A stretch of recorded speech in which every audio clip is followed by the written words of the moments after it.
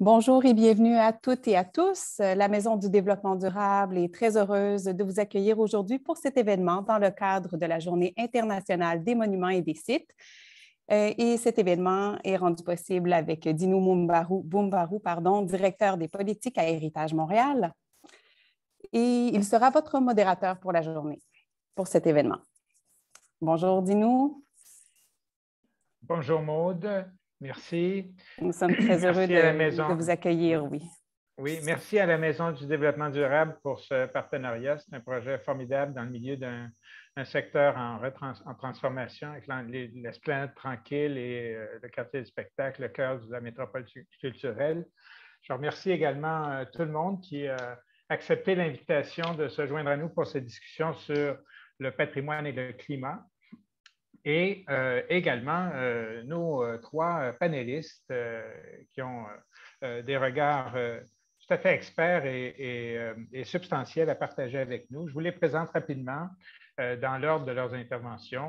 Et tout d'abord, Christophe Rivet, qui est le président d'ICOMOS Canada, c'est le Comité canadien du Conseil international des monuments et sites, qui est l'organisme international à l'origine de cette Journée internationale des monuments et sites qui se célèbre normalement le 18 avril, mais journée de congé oblige, on fait ça aujourd'hui.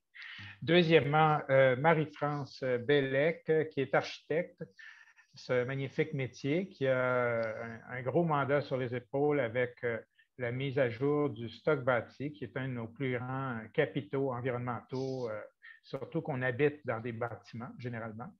Et en dernier lieu, l'honorable Stephen Guilbeault, qui est le député de Laurier-Ville-Marie, donc la circonscription dans laquelle se trouve et la Maison du développement durable et Héritage Montréal, mais c'est également quelqu'un qui a été un artisan de beaucoup de changements. Alors, les trois vont faire une série des interventions courtes suivies d'une période d'échange. On va pouvoir recevoir, je pense, c'est toi, Maude, qui va nous communiquer quelques questions du public. Exactement. Je vais en profiter, Dinou, pour vous mentionner qu'en tout temps, les personnes peuvent écrire leurs questions dans la section questions-réponses au bas de l'écran Zoom. Et puis, à la fin, nous prévoyons effectivement une période pour y répondre. Merci. Bon, très bien. Merci encore. Peut-être un petit mot d'introduction sur cette question de patrimoine et climat. On peut presque dire qu'on est passé d'une certaine période d'ignorance à une période de reconnaissance et voire de connivence entre les deux. Vous savez, le patrimoine, c'est un porteur de sens. La crise climatique est porteuse d'urgence, on en parlera. Et deux anecdotes rapides pour camper un peu une perspective. En 2005, M. Guilbeault s'en rappellera parce qu'il suivait les COP religieux, je ne vais pas dire religieusement parce que c'est un officiel d'une administration civile, mais d'une manière très systématique. Il y a eu la COP à Montréal, au Palais des Congrès, et dans un événement, l'ICOMOS y était présent. Et dans un événement parallèle, je me suis retrouvé à un buffet en train de servir mon assiette à côté d'une des grandes personnalités environnementales canadiennes à qui j'ai posé la question anonymement s'ils avaient déjà, dans leurs travaux, évalué l'impact, l'influence qu'a pu avoir les luttes, des citoyens pour se réapproprier leur quartier, leur ville, leur patrimoine, et donc éviter de bazarder, de démolir, comme c'était la politique dans les années 70, sur justement cette question climatique et du modèle de développement durable ou non. Et il m'a répondu très, très sincèrement qu'ils n'avaient pas entendu parler d'études sur ce sujet-là. Et l'autre anecdote, c'est à peu près à la même époque, on avait une rencontre d'ICOMOS dans un paysage culturel inscrit au patrimoine mondial de l'UNESCO en Autriche. C'est le paysage du Wachau, qui est un paysage des frontières de l'Empire romain viticole. Et on rencontrait le prieur de l'abbaye de Melk qui nous racontait que lui, à travers le métier, le travail des bénédictins sur une période de 1000 ans, ils ont des connaissances du climat à travers l'agriculture. Et donc, c'est les savoir-faire traditionnels qui étaient mis de l'avant. Depuis à peu près cette époque, beaucoup de choses ont changé. Il y a quelques jours à peine, le GIEC a sorti un rapport dans lequel il met de l'avant cette notion d'une attention particulière, peut-être pas au patrimoine, mais au déjà bâti, comme dirait Claudine Déhomme, au déjà là, l'existant, qui est une source intarissable d'amélioration possible. Et pour vous donner une petite échelle, dans le cas de Montréal, j'ai vérifié tantôt auprès de Sonia Vibert de la direction du patrimoine de la ville, il y a à peu près un minimum de 70 000 bâtiments d'intérêt patrimoniaux ici. Donc, on n'est pas dans une situation où on a un ou deux ou trois petits monuments splendides, mais qui sont placés sur une carte. On parle vraiment de l'environnement bâti et c'est un des sujets qu'on va aborder aujourd'hui. Alors, dans cette perspective, on a lancé 3 questions pour cet échange qui se fera sur une période d'1 heure. Donc, c'est assez compact, mais on espère qu'il y aura des suites. Tout le monde ici peut apporter les suites, que ce soit Christophe Rizet, Anne-Marie-France Bellec ou même Stephen Guilbeault à travers les programmes gouvernementaux sur cette réflexion de patrimoine et climat. D'abord, quels sont les impacts du climat et de ces changements sur le patrimoine? Est-ce qu'on a une connaissance de ça? Est-ce qu'on a des façons de le connaître? Il y a quelques années, on s'était dit le Mont-Royal pourrait être un objet à observer d'une manière très intéressante parce qu'il y a une diversité de patrimoines qui sont là. D'autre part, quelle est la capacité du patrimoine bâti de contribuer à la décarbonification, je vais bien le prononcer pour une fois, des stratégies de décarbonification locale ou nationale? Et en dernier lieu, quels seraient des outils qui nous seraient utiles? Alors, sans plus tarder, je passe la parole à Christophe Rivet, puisqu'il préside le comité canadien de cet organisme qui a eu l'idée de placer sur le calendrier planétaire une journée internationale des monuments ici. Christophe. Merci beaucoup, Dino. Oui, quelle idée avons-nous eue il y a plusieurs décennies, mais cette idée a porté fruit parce que chaque année, nous poursuivons une thématique particulière et je pense que cette année, la question climatique est particulièrement cruciale. Donc, ce que je vais me permettre de faire, c'est vous présenter quelques diapos. Et juste un instant, évidemment, la technologie ne contribue pas quand on lui demande de contribuer. Juste un instant. Voilà, très bien. Alors, ces diapos, c'est vraiment juste pour mettre la table parce qu'on a l'intention d'avoir une bonne discussion. Mais en mettant la table, je voulais donner un titre à ces quelques commentaires qui est plutôt synthétique. Et non seulement synthétique, mais qui met l'accent sur ce qu'on veut atteindre, en fait. L'objectif de toutes ces discussions-là, c'est la réduction des émissions et c'est l'adaptation. Et vraiment, pour mettre l'emphase sur cette question-là, l'importance d'ajuster les méthodologies pour incorporer les approches de conservation du patrimoine et atteindre nos objectifs de réduction des émissions, c'est la teneur de mon propos aujourd'hui. Je vais mettre l'emphase sur la question des méthodologies, essentiellement le pourquoi on est encore en train de discuter de l'importance d'inclure la conservation du patrimoine. Et je vais reconnaître la contribution de mes collègues William McGarry, qui est le point focal d'ICOMOS sur les changements climatiques, et de Hannah Morrell, qui est coordonnatrice scientifique d'ICOMOS pour la réunion conjointe avec le GIEC. Je vais mettre la table en parlant du cadre de discussion, un cadre qui s'applique à la fois à la communauté internationale et au Canada. Vous donner un petit aperçu des impacts, même si je pense que la plupart d'entre nous avons quelques idées sur la nature de ces impacts, le travail d'ICOMOS et finalement ce point sur les méthodologies. Donc, le cadre de discussion, l'accord de Paris, c'est vraiment le point fort de cet élément-là. Et en particulier l'article 7 qui met en lumière l'impact sur les communautés et les cultures. Donc, ce qu'il faut vraiment noter, c'est que l'encadrement des discussions sur les approches en lien avec les changements climatiques reconnaissent l'impact sur les communautés, reconnaissent l'impact sur les cultures, mais reconnaissent également la nécessité d'intégrer ces savoirs-là. Et le programme de travail de Glasgow Sharm el-Sheikh, qui vient tout juste d'être approuvé, là encore dans le cadre dans ce cadre international de réflexion et d'action, réitère cet élément-là dans l'article 9, la question de bien tenir compte de ces savoirs, d'une diversité de savoirs, et de reconnaître ce lien entre changement climatique et impact pour le bien-être des communautés. Le GIEC, comme l'a mentionné Dino, il y a plusieurs rapports qui nous rappellent régulièrement que ces changements-là ont lieu, que nous atteignons des moments de non-retour même dans certains cas, et qui nous invitent à l'action. Ce qu'il faut noter, c'est que les prochains rapports, les rapports imminents, surtout celui par le groupe numéro 2, portera sur les villes et abordera de manière préliminaire l'aspect culture. Et finalement, je voulais également noter le fait que les objectifs de développement durable ont un lien fort avec cette question de relation entre le patrimoine et les changements climatiques, parce que dans ce cadre-là, il y a un lien évident entre l'adaptation au changement climatique et la conservation du patrimoine, en particulier les objectifs 11, 12 et 13, qui portent sur la culture, sur les villes, sur les changements climatiques et sur une société durable. Alors, quels sont les impacts? Là, je vous ai bombardé avec plusieurs photos. Je vais mettre en lumière peut-être certains impacts évidents, comme la montée des eaux. On a une image de Venise qui nous est bien connue. Mais prenons note également de ce qui nous attend, ou ce qui peut nous attendre. Ici, vous avez une image de Québec, la basse ville de Québec. Si on voit une augmentation de 2 degrés ou de 4 degrés, la basse ville de Québec est à risque, clairement. Donc, c'est une chose qui nous touche directement.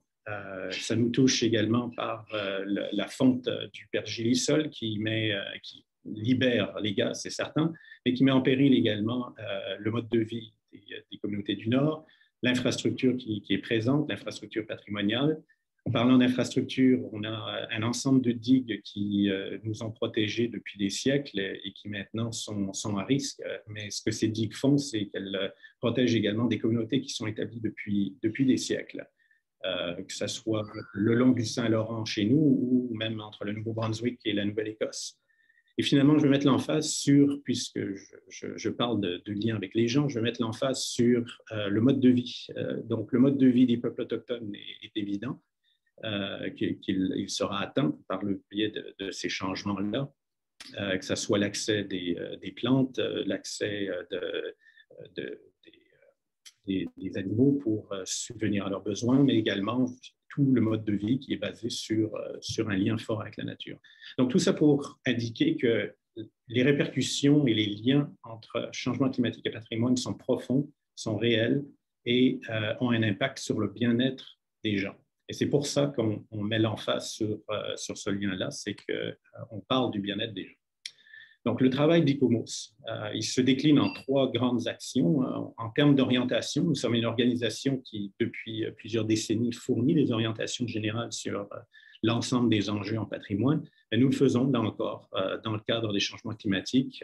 Ici, je mentionne le document produit conjointement avec l'UNESCO, qui vise tout particulièrement les sites du patrimoine mondial. Nous avons un grand nombre de comités experts sur les changements climatiques, sur l'efficacité énergétique, le développement durable, la carboneutralité.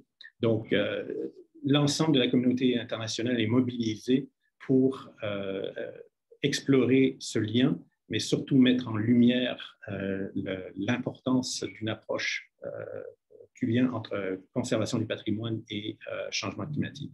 Et finalement, l'organisation est très active également en termes de mobilisation, d'intégration et de sensibilisation.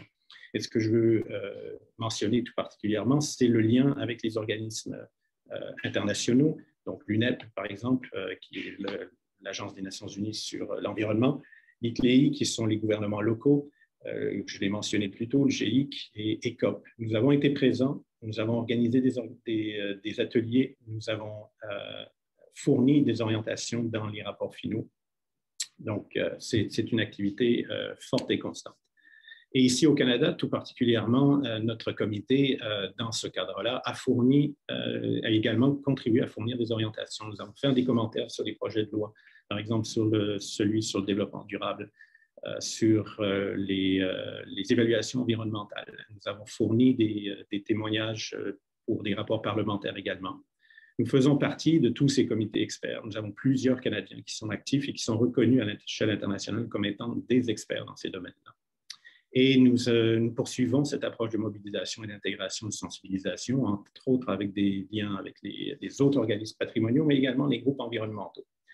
Mais il s'agit de reconnaître que c'est un énorme défi au Canada de faire ce lien entre la conservation du patrimoine et les solutions que nous recherchons face au changement climatique. C'est une question qui est au cœur de notre action, qui malheureusement est un défi de très grande importance. Et une partie de ce défi émane donc de ces méthodologies, des méthodologies auxquelles je faisais allusion plus tôt.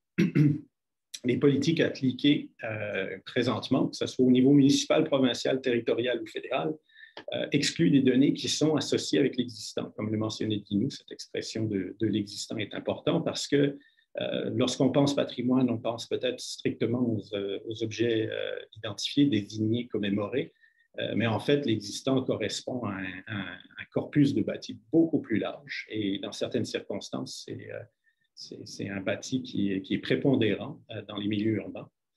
Et donc, ces politiques excluent des données qui sont associées avec ces éléments-là et qui excluent également des approches d'intervention plus ciblées, l'idée de la rénovation, par exemple. Et ça, c'est fait au niveau des facteurs, des processus décisionnels et des solutions. En termes de facteurs, le carbone incorporé ne fait pas partie des méthodes d'analyse pour déterminer si le geste posé est approprié pour atteindre cette réduction-là. Et cette question de l'équation est particulièrement importante dans le cadre d'un existant qui a déjà dépensé une forme de carbone importante. Mais bon, je vais mettre l'emphase sur l'existant, comme je l'ai dit, et l'usage que l'on fait de ces lieux-là. En termes de processus décisionnel, l'analyse du cycle de vie, la question du code du bâtiment, l'analyse de l'efficacité énergétique, les études d'impact environnemental sont tous des processus qui ont des points faibles lorsqu'il s'agit de reconnaître la place du patrimoine. L'analyse du cycle de vie ne prendra pas en compte la question du bâti qui disparaît une fois qu'on le démolit. La question du code du bâtiment n'est pas encore adaptée à la réalité d'un bâti qui n'a pas suivi ce code du bâtiment depuis avant qu'il n'existe. Les analyses d'efficacité énergétique sont généralement dans le moment. Donc, on fait des analyses par rapport à l'existant dans le moment, par rapport à la performance d'un matériel dans le moment et ainsi de suite, alors que l'objectif, c'est quand même à long terme. Et finalement, donc, ces solutions qui découlent de facteurs qui ne sont pas complets et des processus décisionnels qui sont affaiblis par le manque d'inclusion de certains de ces facteurs, ces solutions-là ne sont pas nécessairement intégrées. Et si on vise une adaptation intégrée, complète et durable, il s'agit de faire attention à l'intégration de tous ces éléments-là. Et donc, on a besoin d'une approche cohérente et intégrée au niveau des politiques d'adaptation, des investissements et des programmes. Nous le voyons avec les annonces d'infrastructures. Généralement, on parle d'infrastructures nouvelles. Donc, la question de la rénovation, de la réhabilitation, les points d'interrogation demeurent. Et les programmes, généralement, vont cibler des aspects environnementaux sans tenir compte soit de l'opportunité ou de la nécessité de protéger un patrimoine existant. Le deuxième point sur lequel je veux mettre l'emphase, c'est que le patrimoine doit être protégé pour le bien-être des populations. Je vous ai indiqué le lien entre patrimoine et bien-être et le fait que les changements climatiques vont affecter ce patrimoine et donc le bien-être.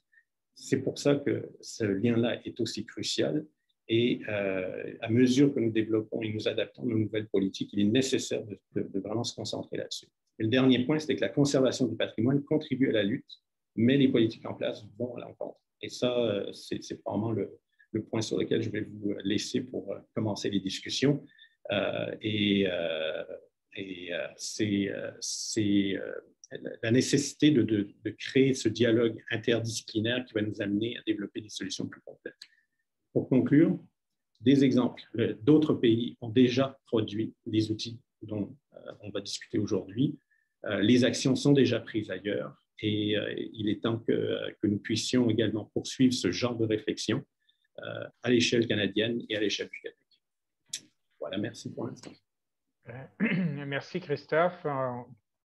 On connaît beaucoup le Québec Inc. Là, tu nous as parlé du Carbone Inc. Il faudrait peut-être mettre un petit peu plus en avant dans les calculs avec la valeur du patrimoine et de l'existence. C'est très important. Par contre, il faudra certainement qu'on développe un langage commun. Puis, la base des acronymes, ce n'est pas toujours utile. C'est un peu compliqué. Dernière chose, c'est très pertinent de mentionner les exemples d'ailleurs. Je sais que dans le cas du G8, à l'époque, c'était le G8 avant la Crimée. On pense beaucoup à l'Ukraine ces jours-ci. D'ailleurs, l'ICOMOS est au cœur d'une alliance pour le patrimoine dans ce dossier-là. Et on salue les efforts du Canada là, qui a versé 4,8 millions annoncés par le premier ministre, en partie venant de Parc Canada. C'est un autre sujet, on devrait faire une table ronde là-dessus, là, mais on pense à ces situations-là. Mais à l'époque du G8 de 2005, sous la présidence de Tony Blair, l'Angleterre et le Royaume-Uni avaient mis de l'avant un paquet de documents sur le patrimoine et ce qu'ils appelaient le Historic Environment, d'une manière un petit peu plus inclusive, et les changements climatiques. On va passer maintenant à Marie-France Bellec, qui est une architecte en pratique. Donc, comment est-ce qu'on introduit, comment est-ce que ces questions se posent dans le cadre d'une pratique professionnelle avec des projets, des programmes, des clients, et tout ça? Marie-France, à toi la parole. Merci, Dinu. Donc, moi, je suis plus spécifiquement consultante en enveloppe de bâtiment. Donc, je vais renforcer, là, à l'instar de mes collègues, l'importance du cadre bâti. Pour donner quelques chiffres, juste en résidentiel, il y a à peu près 18 de la consommation carbone, l'empreinte carbone du Québec qui se situe dans ce domaine-là, du résidentiel, et les 2/3 sont en chauffage. Efficacité énergétique Canada aussi a sorti un rapport en 2021. Et pour atteindre nos objectifs de carboneutralité de 2050, on devrait rénover le cadre bâti, faire des rénovations énergétiques de bâtiments. Donc, on parle de mécanique électrique, mais aussi beaucoup des travaux d'enveloppe, avoir des enveloppes plus performantes. On devrait rénover au moins 5 du cadre bâti qu'on a actuellement par année. Et actuellement, on est à un rythme de 0,7 %. Donc, on est très loin pour l'atteinte. Et à ce rythme-là, on parle de 142 ans environ pour atteindre nos objectifs. Il y a énormément de travail à faire et c'est démontré aussi souvent. Il y a des outils qui existent là, pour aider. Pour moi, c'est simple, c'est plus efficace. Il y a un avantage environnemental et culturel de rénover, mais il y a certains clients qui ont besoin d'outils pour être convaincus. Puis il existe un outil, on pourrait envoyer le lien tantôt, là, qui va aider à démontrer la différence entre les deux. C'est... je pourrais partager mon écran, je vais vous montrer une image, on va régler ça tout de suite. J'ai le même problème que Christophe tantôt. Voilà. Je ne sais pas si, est-ce qu'il est partagé? Oui, on voit très bien. OK, parfait. Donc, je vais remonter. Ici, c'est Carbon Leadership Forum qui a publié son outil CARE. Et on a ici l'exemple de ne rien faire avec les bâtiments et les tonnes de carbone qui s'accumulent avec les années. Le bâtiment vert ici, c'est la ligne, c'est plutôt la rénovation. Donc, on sauve beaucoup sur l'énergie grise. Avec le temps, on augmente un peu. Et construire à neuf, c'est la ligne bleue. Les deux lignes convergent, mais elles convergent à peu près dans 45 ans. Donc, dans 45 ans, les technologies, les problèmes sont différents. On a déjà de toute façon commencé à changer toutes nos fenêtres. Puis on peut voir franchement là, que d'un point de vue carbone, rénover, c'est gagnant. Je m'excuse, je vais arrêter le partage.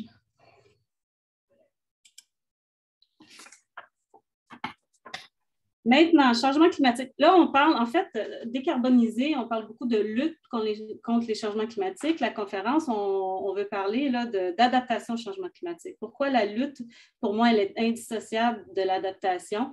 Si je peux prendre une image, là, on est dans un avion, puis on est en train d'amérir.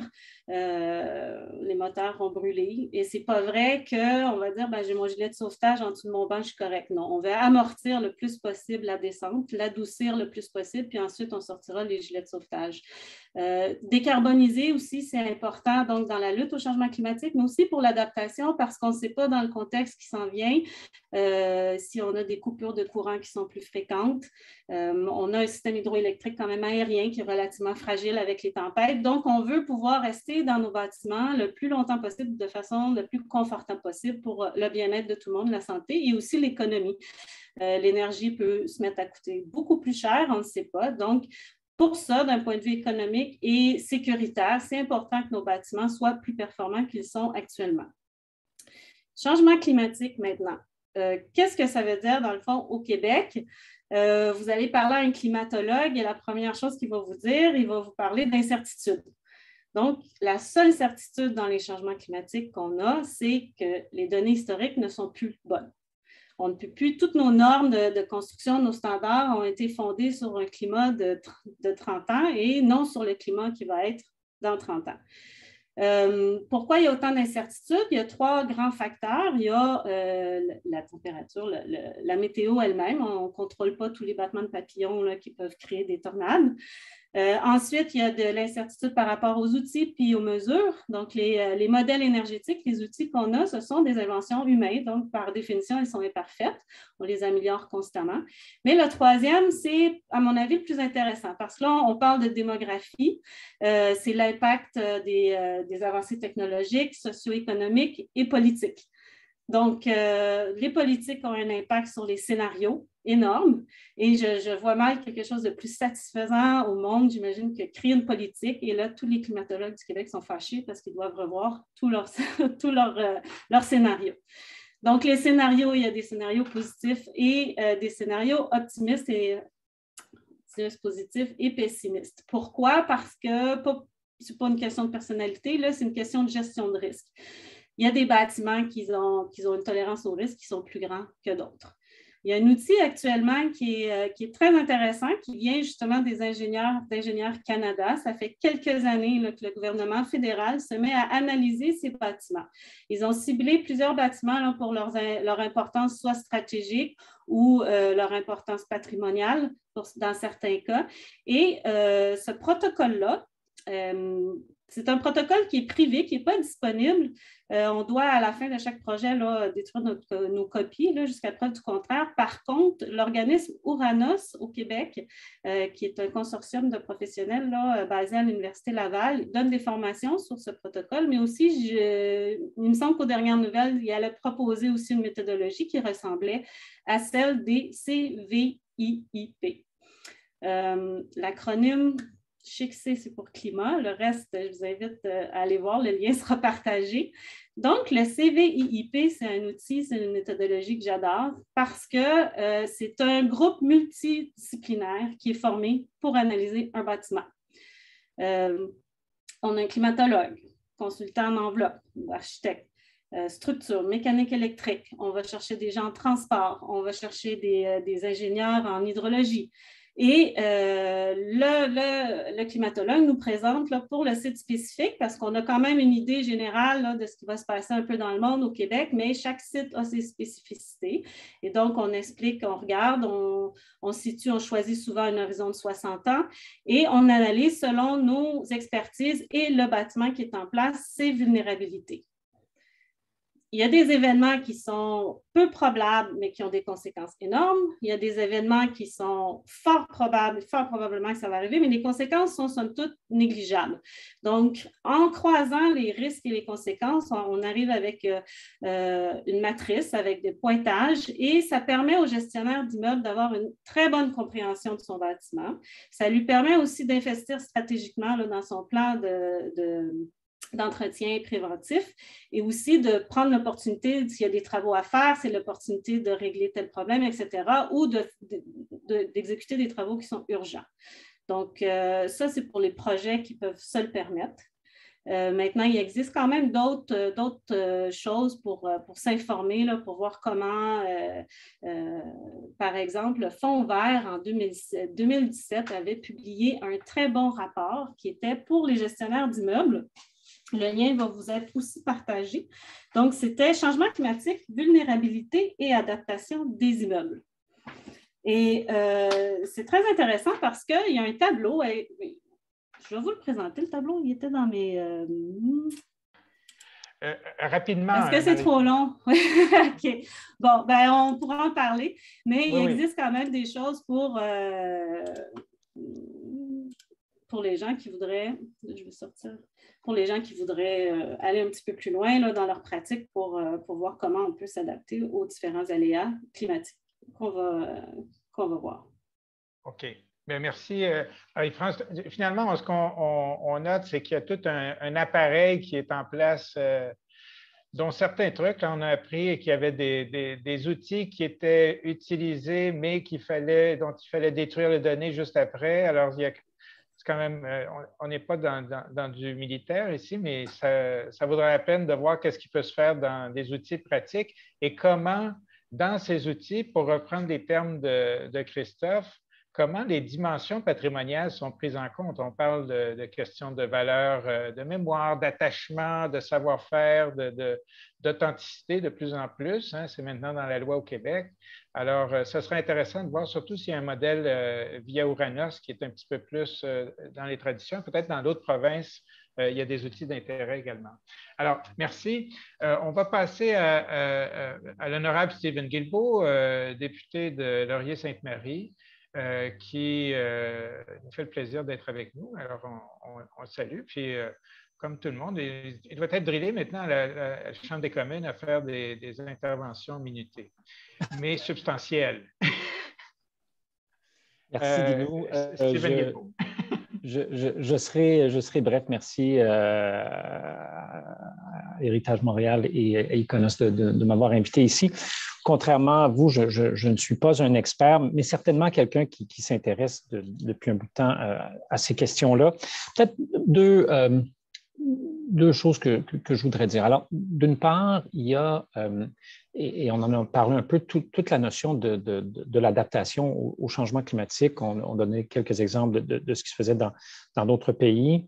Et là-dessus, je suis le premier à reconnaître qu'au Canada, on est en mode rattrapage. On a lancé l'an passé une série de 5 tables d'experts, donc qui n'étaient pas présidées par le gouvernement fédéral. On était là, bien sûr, mais qui étaient présidées par des experts dans différents domaines sur l'adaptation et les réponses d'urgence, l'adaptation et la santé, l'adaptation et les infrastructures. Donc, il y avait 5 groupes comme ça de tables d'experts qui ont produit des rapports qui ont été remis au gouvernement fédéral un peu avant les fêtes. Et nous allons lancer sous peu les consultations publiques sur l'élaboration de la première stratégie nationale de l'adaptation au Canada. Vous aurez compris que ce n'est pas une stratégie fédérale, mais on veut que ce soit une stratégie nationale. Donc, nous voulons l'élaborer en collaboration avec les provinces, les territoires, les peuples autochtones, bien sûr, les municipalités et les détenteurs d'enjeux comme vous et d'autres qui vous intéressez à ces questions-là. Nous ne sommes pas prêts à faire face aux impacts des changements climatiques au Canada, et ça à plusieurs niveaux, certainement au niveau des bâtiments et des infrastructures. Et non seulement nous voulons développer une stratégie nationale de l'adaptation, mais on veut faire ça, on veut l'avoir adoptée avant 2022, ce qui, en termes de délai de politique publique du gouvernement fédéral, je dirais d'à peu près n'importe quel gouvernement, relève presque de l'exploit olympique. Mais je pense qu'on n'a pas le choix. On l'a vu en Colombie-Britannique, par exemple, cette année, entre des feux de forêt, les dômes de chaleur, les rivières de pluie, à quel point nous sommes entrés de plein pied dans l'ère des changements climatiques et à quel point nous ne sommes pas prêts à y faire face. Alors, ça a toutes sortes d'implications, notamment au niveau de l'aménagement de nos villes, d'où l'importance d'avoir les municipalités à la table avec nous, l'aménagement du territoire, bien sûr, toute la question des espaces verts et du verdissement, qui sont des mesures qui vont permettre, par exemple, de réduire les îlots de chaleur, les îlots de chaleur urbains. On a même commencé, il y a eu quelques exemples qui ont été donnés de ce que le fédéral commençait à faire, et je pense qu'il faut être honnête, on est au début.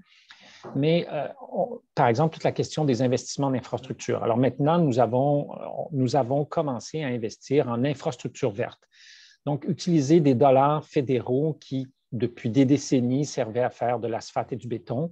Là, tout à coup, on peut investir dans un parc comme celui que la Ville de Montréal est en train de réaliser dans l'ouest de Montréal, qui sera l'un des plus grands parcs urbains au pays, financé par de l'argent d'infrastructure.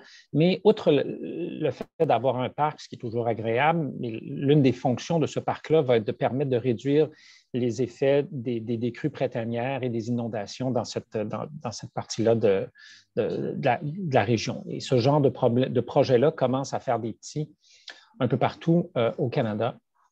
Donc, première partie de mon intervention, l'adaptation. La deuxième partie, je pense que la démonstration a été faite de façon assez éloquente sur la nécessité de rénover les bâtiments que nous occupons déjà plutôt que de les mettre à terre puis d'en faire des nouveaux. Et j'allais citer la statistique que Mme Bélec a citée là, sur la rapidité avec laquelle il faudrait faire ça. Alors, nous sommes engagés au fédéral à déployer des ressources importantes pour les programmes de rénovation éco-énergétique, par exemple. Et je comprends qu'on a des enjeux de déploiement présentement, notamment ce qui a trait au manque d'auditeurs qui sont en mesure de faire les audits énergétiques pour les bâtiments. Donc, nous investissons présentement dans la formation. Si ma mémoire est bonne, nous espérons en former plus de 2000 au cours des prochains mois parce que c'est vraiment un frein au déploiement. Alors, le programme étant quelque part victime de son succès, donc la demande dépasse beaucoup l'offre et notre capacité à répondre à cette demande-là. Mon collègue, le ministre Wilkinson, travaille avec son équipe à corriger le tir pour que ça puisse se faire le plus rapidement possible. Mais donc, à travers ces éléments-là, et c'est vrai qu'il faut travailler à la fois sur la réduction des émissions de gaz à effet de serre, puisque sinon, nous serons toujours dans un contexte où il faudra s'adapter si on ne réduit pas le problème à la source. Mais par contre, il faut également se préparer, mieux se préparer à faire face aux impacts des changements climatiques parce que nous y sommes déjà. Je vais m'arrêter là. Merci beaucoup. Merci, Stephen Guilbeault, M. Guilbeault, M. le ministre, enfin honorable député. Moi, ce qui serait intéressant, c'est peut-être de voir, dans toute cette infrastructure que vous êtes en train de mettre en place pour déployer des moyens, enfin, on apprend tout ce problème de formation. Il y a peut-être des liens à faire avec certains programmes de formation. Je pense à l'Université de Montréal qui a un programme en patrimoine qui est le premier au Canada qui pourrait peut-être aider à faire que ces programmes-là vont être au moins, non pas uniquement animés par une logique numérique, mais également avoir du cœur un petit peu parce que beaucoup de ces bâtiments sont des lieux humains. Hein. Le patrimoine bâti, ce n'est pas un phénomène, ça n'a pas été fait par des robots, là, ça a été fait par des mains humaines. Alors peut-être que c'est une dimension qui pourrait être ça. Mais merci de ce survol. On vous avait fait une annonce dans un plan d'adaptation il y a quelque temps. Là, alors, peut-être qu'il y a des éléments sur lesquels on pourra revenir tantôt.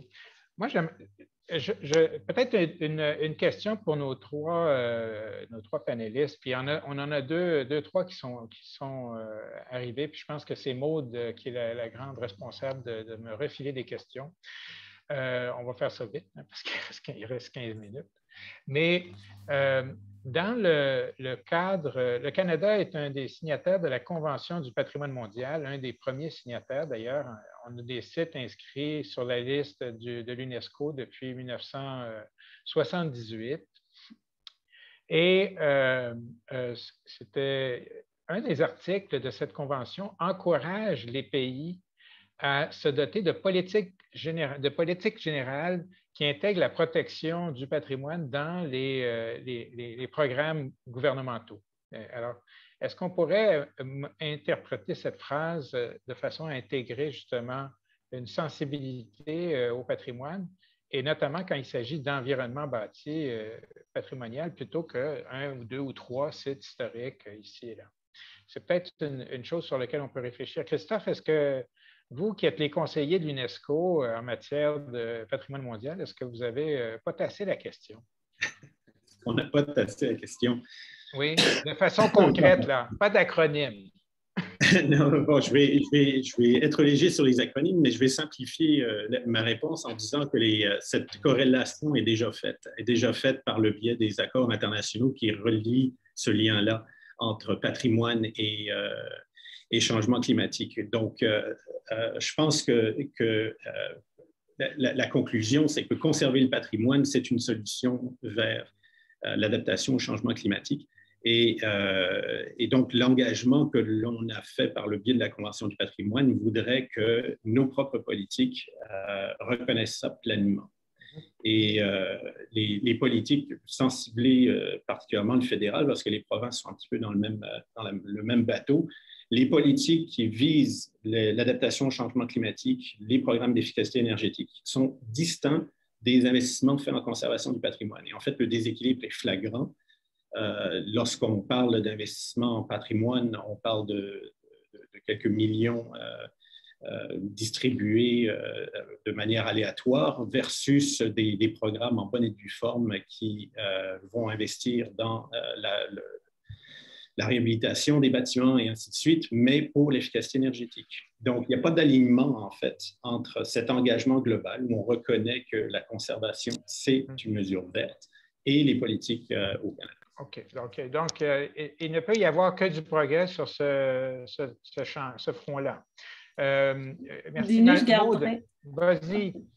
Marie-France? Oui, je garderai un œil sur la nouvelle politique de l'architecture qui va sortir bientôt au Québec.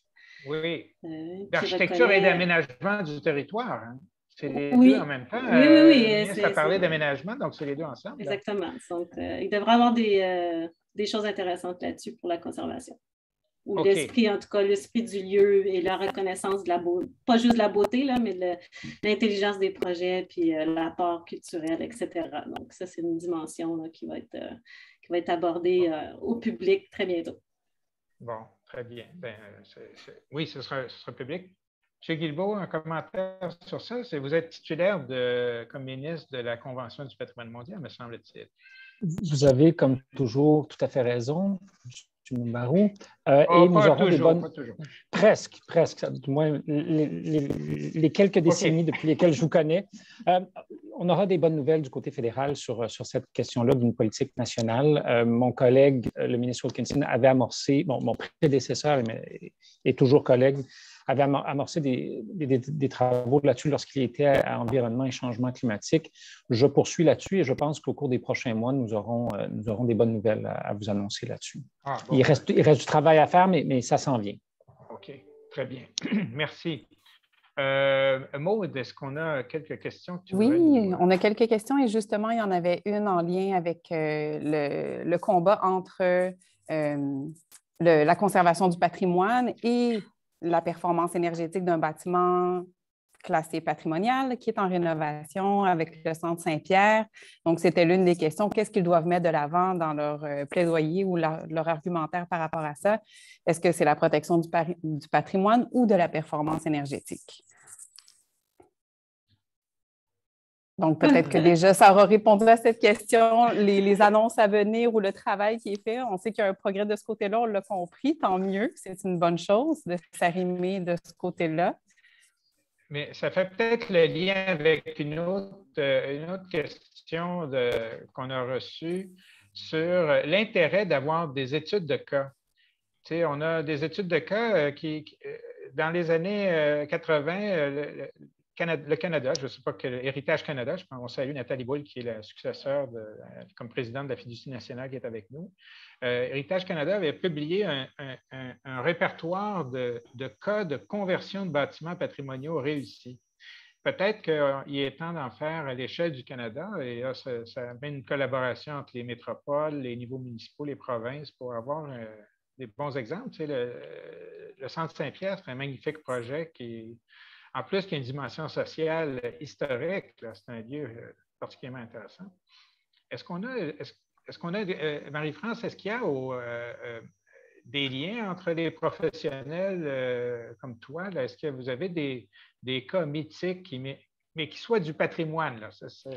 Pas la peine de nous envoyer une chèvre dans un parc industriel. J'ai pas d'exemple sous la dent, là, mais mon premier réflexe, c'est qu'il y a il y a absolument pas de contre-indication de rénover un bâtiment patrimonial, de respecter le patrimoine et de devenir éco-énergétique. Il n'y a pas de problème. Là. Ça marche. Ça marche. Il y a des bons trucs.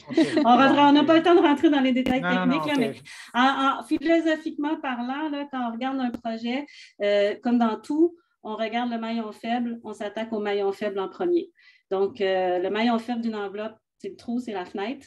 Donc, juste en faisant un travail de fenêtre, en respectant l'esthétique, Dino connaît bien ça, les fenêtres en patrimoine, on peut vraiment aider. À la hauteur de son budget, de tous les budgets, on peut augmenter énormément là, la performance énergétique avec des petites actions bien ciblées.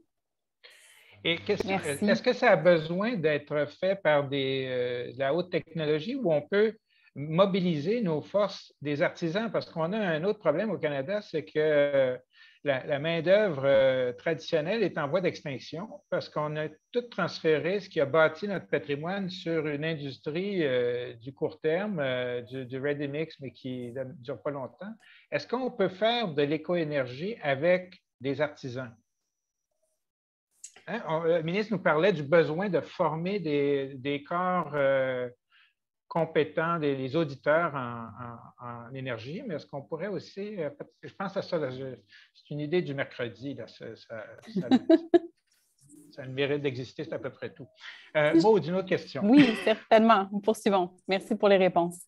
Donc, il y a une personne qui demande d'expliquer rapidement les raisons qui entraînent une hausse des émissions de carbone lorsque les bâtiments ne sont pas éco-énergétiques, sachant que la principale source d'électricité provient de l'hydroélectricité. Steven. Donc, qu'est-ce que c'est cette hausse? En fait, il faut comprendre qu'au Québec, c'est vrai que l'hydroélectricité et l'éolien sont les principales sources de production d'électricité, mais dans le bâtiment, au niveau du chauffage, le gaz naturel et donc le thermique occupe encore une place qui est bien moindre que celle de l'électricité. Mais il y a peu de juridictions au monde où on chauffe avec l'électricité. Si vous parlez aux Européens de dire que nous, on chauffe à l'électricité au Québec, les gens ne vous comprendront pas. Ça ne se fait pas utiliser de l'électricité pour le chauffage. On est à peu près la seule place au monde où on fait ça. Par contre, dans plusieurs autres provinces, territoires, le thermique est encore utilisé pour le chauffage, que ce soit l'électricité est encore produite à partir de sources thermiques. Je pense à la Nouvelle-Écosse, 60% de la production d'électricité en Nouvelle-Écosse est encore au charbon et le gouvernement est déterminé à éliminer ça rapidement, mais il y a encore beaucoup de combustibles fossiles, donc de gaz à effet de serre dans la production d'électricité, ou des sources de chauffage thermique, que ce soit le gaz ou encore le mazout, qui est de moins en presque.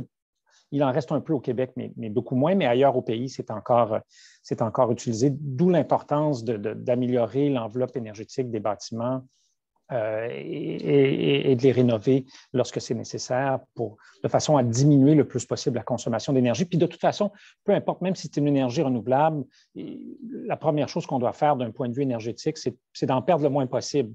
Puis après ça, on peut penser à modifier nos sources d'approvisionnement. Mais l'efficacité devrait être une donnée qui prime sur ce volet-là. Merci pour la réponse. Oui. Parfait. Si je peux me permettre de poursuivre, donc dans un ordre qui ne relève pas nécessairement du patrimoine en tant que tel, mais plus sur les normes de bâtiments. Je ne sais pas si on embarque. Hésitons. Il y a tellement de trucs sur le nouveau bâtiment. Là. On a à peu près 60 minutes sur le patrimoine pour une fois. Là. Oui, effectivement. Focus. Il y a une question à ce niveau-là, mais j'imagine que ça sera répondu avec les nouvelles normes en cours de toute façon. Donc, il y aura certainement beaucoup d'améliorations de ce côté-là. Ensuite, on parle de la culture qui n'a jamais été une priorité dans les sociétés canadiennes. Les bâtiments patrimoniaux sont détruits continuellement. Et au Québec, il y a des sites archéologiques qui sont ravagés. Donc, comment comptez-vous investir ou bonifier les budgets pour intégrer l'importance du patrimoine dans le cadre de l'accélération des changements climatiques? J'ai l'impression que cette question s'adresse à moi. Ça se pourrait, oui. Donc, je parlais tout à l'heure d'une politique à venir. Alors, c'est vrai que le Canada n'a toujours pas de politique sur cette question-là. Bien, il y a des volets dont on a discuté sur les rénovations, sur l'adaptation, le bâtiment et ainsi de suite. Mais spécifiquement là-dessus, comme j'en parlais tout à l'heure, le gouvernement fédéral va présenter un projet de loi sur une politique dans un avenir pas trop lointain. OK. Ben, le champ du patrimoine étant un champ partagé avec les provinces, notamment au niveau de la protection, c'est plutôt les provinces qui ont une responsabilité. Ce serait intéressant de voir comment l'arrimage se fait. Il y a beaucoup de variations dans le système, là, mais ça pourrait être intéressant de se donner des définitions communes aussi. Hein.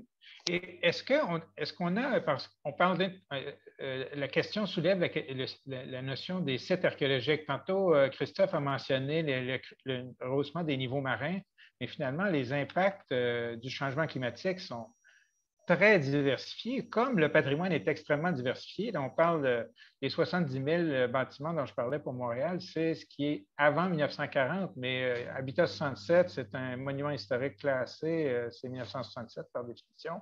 On en a plein des années 40, 50, etc. Ce qui fait qu'on a une diversité de systèmes constructifs. Est-ce qu'il y a un lieu au Canada où on peut espérer comprendre ou surveiller ou tu sais, Ouranos fait des choses, mais c'est dans un cadre déterminé. Puis quand on parle de patrimoine, c'est les sites archéologiques, des bâtiments, des paysages, des ouvrages de génie civil et de patrimoine industriel. Finalement, il y a toute une gamme. Est-ce qu'on a une idée de... Parc Canada a une grande diversité de biens. Est-ce qu'ils ont un observatoire qui permettrait de... Je pense toujours avec mon idée d'avoir des exemples, tu sais, parce qu'on a les politiques, les programmes, les projets, mais aussi ça prend des exemples pour des cas d'études. Tu sais. Effectivement, Parc Canada est le plus grand gestionnaire de sites et d'immeubles patrimoniaux au Canada. Bon, une espèce de concours de circonstances historiques, pourquoi Parc Canada est devenu le responsable de tout ça. Comme la réponse courte à la question, c'est non. Il n'y en a pas. Ça fait partie du rattrapage. Je pense que tant chez Parc Canada que chez d'autres branches, si on veut, d'Environnement Canada, il y a un dialogue de plus en plus présent entre ces différents silos-là, parce que bon, c'est un peu de ça dont il est question, hein, je pense, et de comprendre les interactions entre les uns et les autres. Et je pense que du côté de Parc Canada, on est de plus en plus conscient, par exemple, des impacts des changements climatiques, que ce soit sur les bâtiments ou sur les sites, et des mesures qu'on doit prendre. Et là, c'est là où ça permet d'amener dans la conversation d'autres morceaux du gouvernement fédéral, d'autres branches, pour arriver à avoir une conversation qui soit, je ne dirais pas globale, mais pas unidimensionnelle. Alors, on n'est pas rendu à ce que vous proposez, vous et d'autres, sur la conférence aujourd'hui, mais je pense qu'on essaie de tendre vers ça. OK. Christophe, oui, vas-y. Tu as frayé dans Parc Canada un petit peu. Le projet de Grand Prix, c'est toi qui étais derrière ça un petit peu. Ben, tu n'étais pas derrière. Oui, mais enfin, je ne vais pas faire de commentaires sur mes anciens collègues, et puis ce n'est pas la nature de mon propos aujourd'hui du tout. Non. Mais je voulais en fait accompagner un petit peu le propos du ministre Guilbeault. Nous, on a fait la promotion d'une pierre deux coups plus d'une fois. Et ce que je veux dire par là, c'est que lorsqu'on témoignait sur l'importance d'investir dans le patrimoine, dans le cadre, par exemple, d'une révision de la loi sur le développement durable ou les investissements en environnement et ainsi de suite, je pense qu'il y a urgence, il y a suffisamment d'urgence pour se dire que les programmes gouvernementaux devraient viser des objectifs intégrés pour atteindre l'objectif ultime de réduire les émissions. Et ça, c'est là où l'action immédiate du gouvernement peut se faire. Vous parlez des silos, et c'est tout à fait compréhensible, mais il y a quand même suffisamment de preuves qu'on peut poursuivre ce genre d'idée. Le deuxième point d'une pierre deux coups que je voulais souligner, c'est que l'ensemble, si on prend l'exemple des lieux historiques nationaux, l'ensemble des lieux historiques nationaux qui donneraient cette diversité pour faire des modèles se retrouvent en fait à l'extérieur du parc de sites dont Parc Canada est responsable, c'est dans la famille des lieux historiques nationaux. Et en fait, il y en a une grande proportion qui se retrouve dans les villes, dans les zones éloignées, et ainsi de suite. On aurait accès à une capacité d'observatoire assez puissante. Et le dernier point que je le ferai, c'est que 80% de la population du Canada vit dans essentiellement 6 villes. Donc, lorsqu'on parle d'enjeux et d'adaptation du bâti, on parle quand même justement d'un bâti qui est relativement ancien, le bâti existant. Et on parle également d'adaptation pour le bien-être d'une large proportion de la population de notre pays dans ces 6 villes. Le lien entre investir dans l'infrastructure, investir dans le patrimoine, investir dans les villes, investir dans l'adaptation des changements climatiques se fait de manière particulièrement évidente dans les villes et nous avons toute la matière pour explorer ces questions-là. Merci. Peut-être qu'on a le temps pour une dernière question, Maud, et puis Parfait. après ça, un tour de table pour conclure. Merci. Parfait, moi, ça me convient comme ça. Donc, ici, il y a une question qui demande, peut-on considérer au fédéral ou au provincial un coût relié à la démolition? Présentement, il n'y a aucune pénalité lorsqu'on démolit. Eh bien, c'est une très bonne question. Moi, je serais prêt à discourir, mais qu'en pensent nos panélistes? Est-ce qu'il y a des exemples où démolir, on se rappelle, je pense que c'est l'automne dernier, la présidente de l'Ordre des architectes de France qui a posé un geste, une déclaration en réclamant la fin des démolitions ou un moratoire généralisé. On n'a pas besoin de démolir. Est-ce que c'est quelque chose, ça fait un effet de toge ou est-ce qu'on a des indices concrets par rapport à cette question? Christophe? Bien, le commentaire que je vais faire, c'est que l'Europe se place à l'avant-garde de l'analyse de qu'est-ce qui doit être accompli pour combattre les changements climatiques avec l'existant. Donc, les politiques municipales, les politiques au niveau de l'État sont en train d'être axées sur la performance de quartiers, la performance des villes, la performance d'une typologie de bâti. Si on parle de ces politiques qui visent la performance, ça veut dire qu'on s'enligne également pour mettre un prix sur la disparition de cette performance-là. Et donc, oui, il y a déjà un alignement qui se fait dans d'autres juridictions sur ces questions-là. OK. Souvent, le domaine des frais ou des coûts comme ça se rapproche du mot taxe. Et est-ce que dans les visites du gouvernement, par exemple, d'un gouvernement, parce que ça pourrait être aussi au niveau des municipalités puis des provinces, est-ce que c'est des idées qui ont cours, Monsieur le ministre?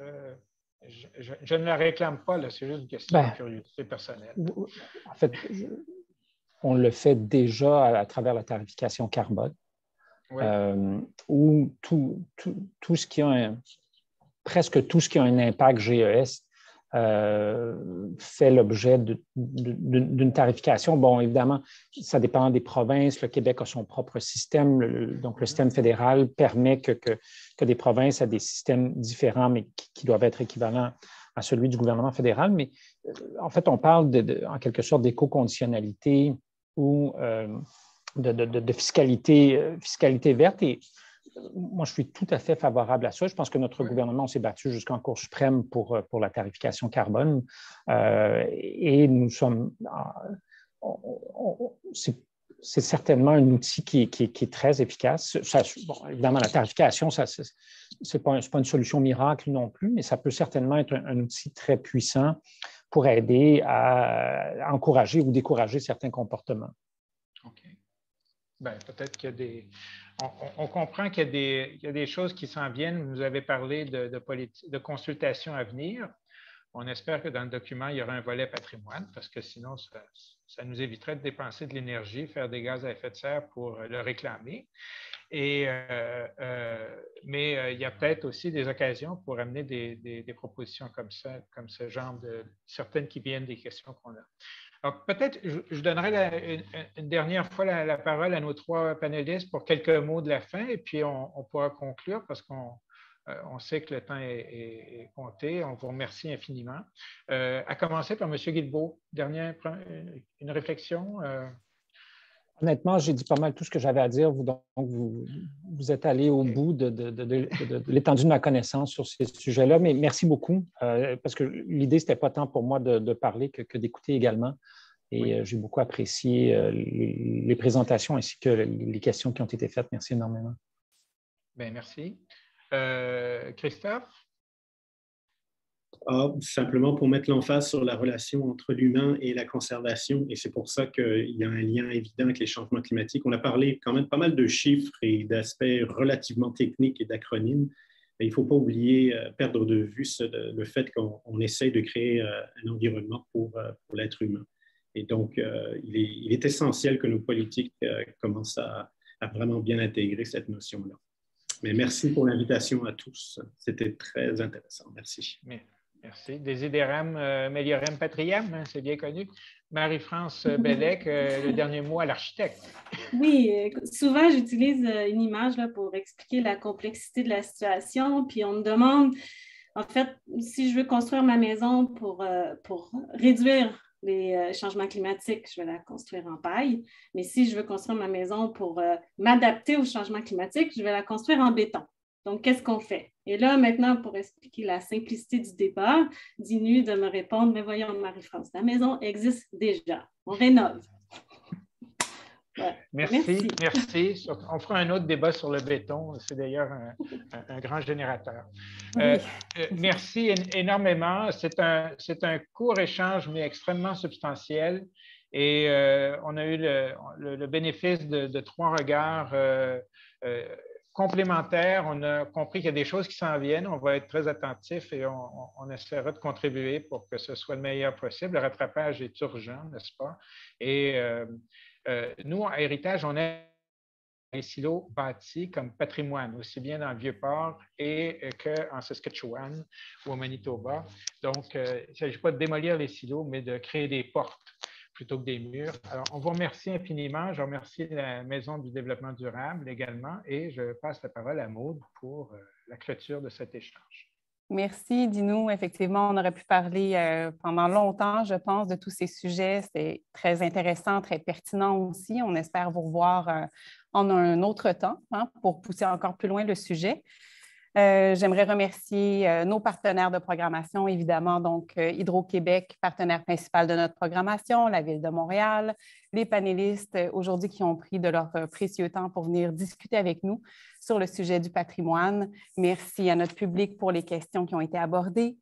Nous enverrons donc par courriel tous les liens, informations qui ont été discutées aujourd'hui. Les participants vont pouvoir avoir accès à cette information ainsi qu'un sondage de satisfaction sur l'événement. Et l'événement qui a été enregistré sera disponible sur notre chaîne YouTube de la Maison du développement durable dans les prochains jours. Encore un grand merci à tous et à toutes.